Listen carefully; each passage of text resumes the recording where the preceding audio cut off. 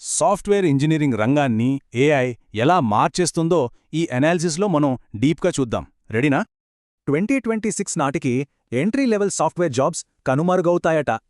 Anthropic executive చెప్పిన ఈ మాటలు నిజంగా షాకింగ్ కదా. ఏఐ రీస్ట్రక్చరింగ్ వల్ల ఇప్పటికే 73,000కు పైగా టెక్ ఉద్యోగాలు పోయాయి. ఇది చాలా పెద్ద నంబర్. మెటా లాంటి టాప్ కంపెనీలు ట్రెడిషనల్ రోల్స్ తీసేసి వేలాది మందిని కొత్త ఏఐ ప్రాజెక్ట్లోకి షిఫ్ట్ చేస్తున్నాయి.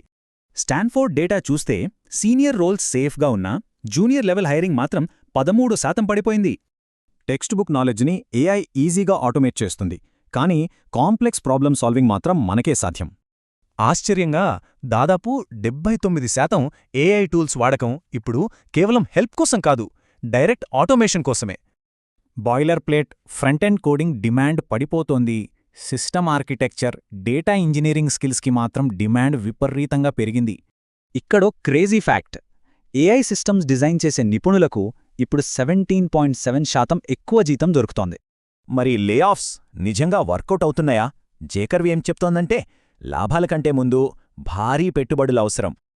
గార్ట్నర్ రిపోర్ట్ ప్రకారం కేవలం ఉద్యోగులను తీసేసినంత మాత్రాన బడ్జెట్ మిగులుతుంది, కానీ ఖచ్చితమైన లాభాలు వస్తాయన్న గ్యారంటీ లేదు.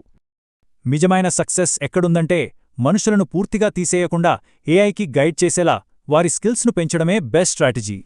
ఇప్పుడు ఇండస్ట్రీ అంతా ఎజెంటిక్ ఏఐ వైపు చూస్తోంది.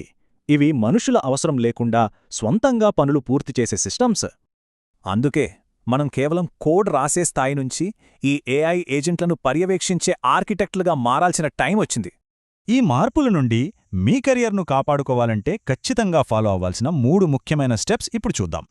First step: system design, communication లాంటి మెటా స్కిల్స్పై ఫోకస్ చేయండి. ఏఐ సాల్వ్ చేయలేని బగ్స్ను మీరే ఫిక్స్ చేయాలి. సెకండ్, మీరు ఏఐ పవర్ యూజర్ అవ్వాలి. అడ్వాన్స్డ్ ప్రాంప్ట్ ఇంజనీరింగ్ నేర్చుకుని మోడల్స్ ఎక్కడ ఫెయిల్ అవుతాయో తెలుసుకోండి.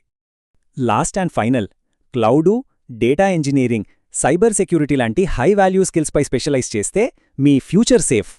రొటీన్ కోడింగ్ మొత్తం ఏఐ చేస్తుంటే భవిష్యత్తులో మనమంతా ఈ డిజిటల్ టీమ్స్కి కేవలం మేనేజర్లుగా మారిపోతామా? మీరే ఆలోచించండి.